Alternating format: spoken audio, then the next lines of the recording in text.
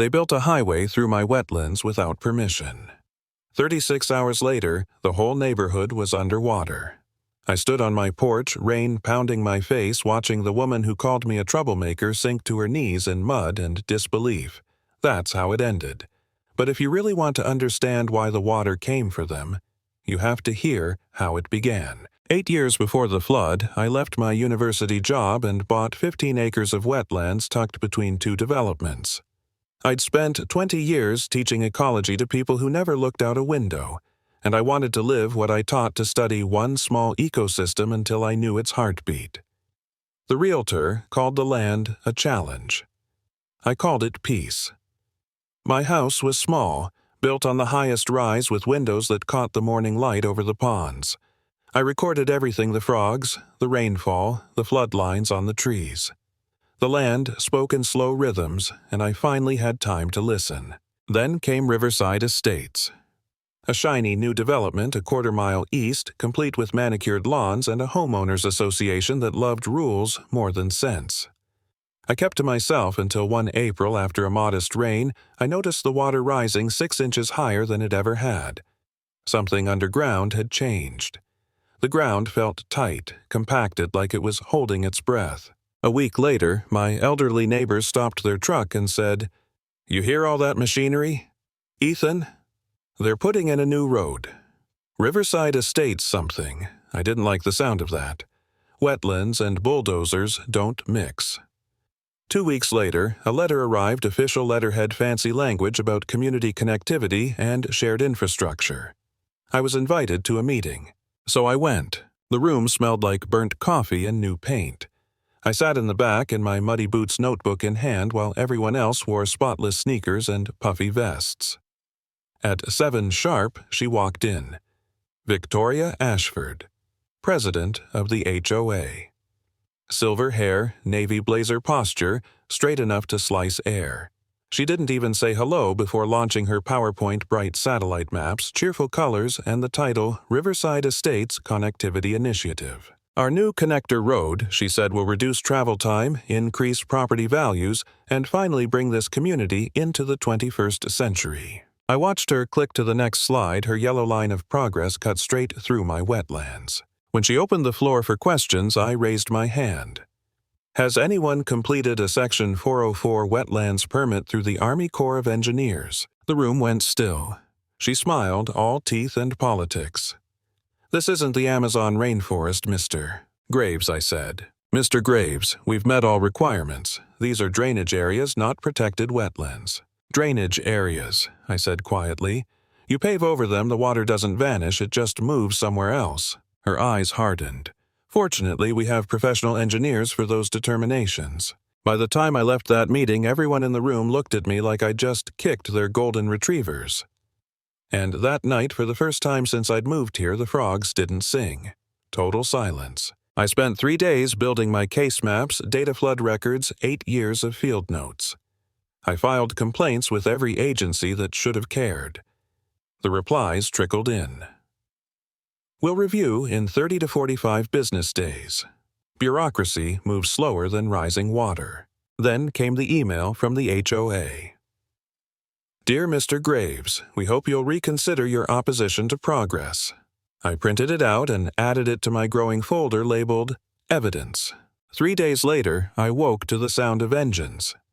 I ran outside and saw them bulldozers already tearing through the wetland's edge, ripping out the willow saplings I'd planted years ago. Who authorized this? I shouted. A man in an orange vest looked up.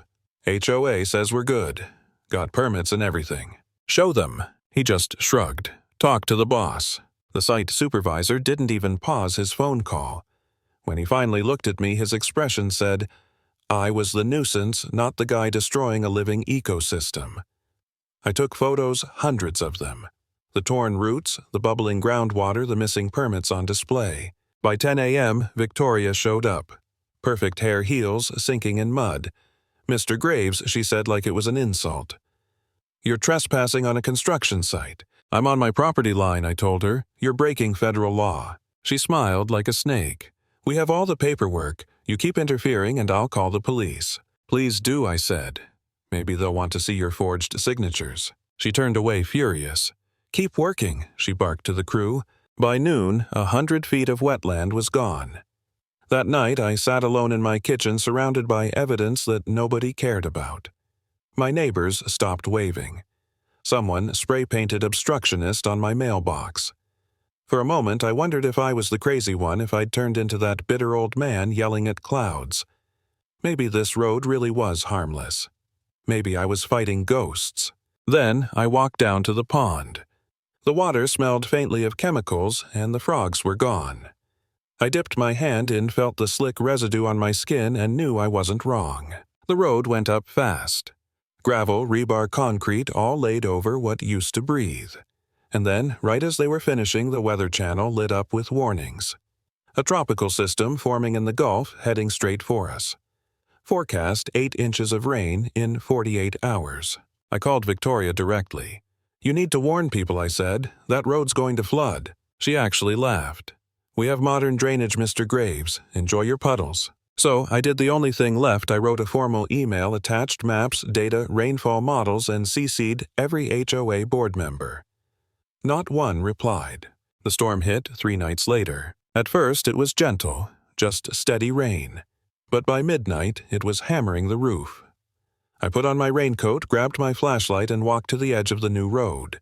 Water pooled on one side, rising fast. The culverts gurgled, then choked. The pavement was turning into a dam. By 3 a.m., the rain roared so loud it drowned thought. Then came the sound I'll never forget, a crack sharp as a rifle shot.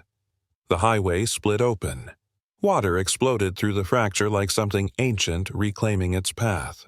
Within minutes, the entire stretch was gone, concrete slabs tumbling into black water. I filmed everything, timestamps, GPS data proof of what they'd done.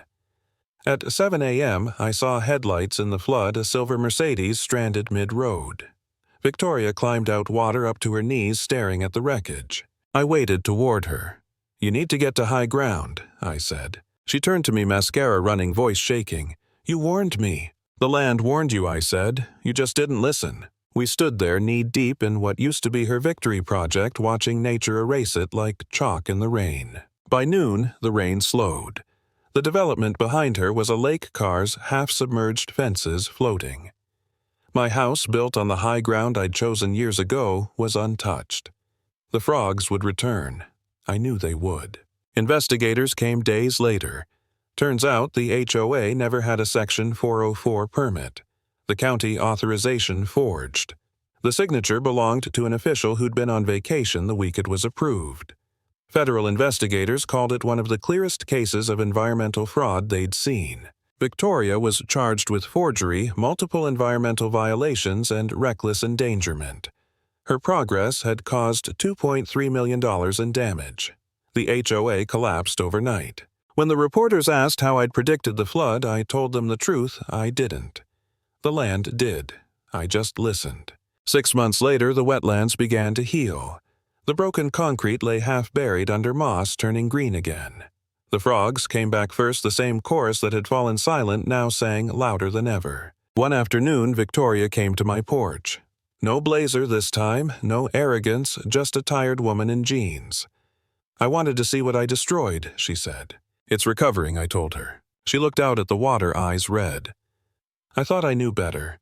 I was wrong about everything. "You weren't wrong to want progress," I said. "You were wrong to think nature negotiates." She nodded, turned to leave, and I watched her car disappear down the road that still ended in mud. That night, the frogs sang again. And I realized nature doesn't seek revenge. It simply remembers the way things are supposed to be. Lesson: if you build over nature long enough, she won't argue, she'll just take it back.